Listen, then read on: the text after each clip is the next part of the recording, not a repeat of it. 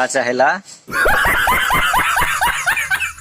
अब भाई वीडियो शुरू करे से पहले एगो बात बता देता, नहीं अगर ईयरफोन आसपास में होई तो लेके भैया कान में लगा काहे कि वीडियो बहुत जबरदस्त होए वाला बा। पूरा वीडियो देख के एंजॉय करब, बिल्कुल मजा आ जाई, सच कहता नहीं गारंटी के साथ।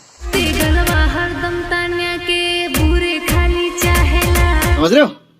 समझ रहे हो? अच्छा एगो हमारा बात समझ में नहीं किया, इतना सिंगर लड़की से बड़ी, इतना खराब खराब गाना गले बड़ी, इतना लोग के छोड़ के इतना हवा बाबा खाली एगो तनिया झा के पीछा काहे पड़ल बड़ा, ये समझ में नहीं किया। और शादी का भी इच्छा करता है तो ई तेलहवा बाबा नु हमारा साधु न सवादु लागत। ये बड़ी अच्छी बात कही आप। तन्या झा, तेरे से मैं प्रेम करता हूँ। अच्छा तो तनिया झा से तहरा प्यार हो गेलो।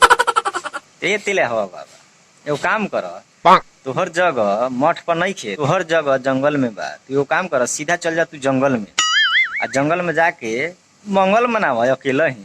गजब बेइज्जती है। तनिया झा तो तोरा हाथ लागे वाला बिया ना, समझ आइल? नहीं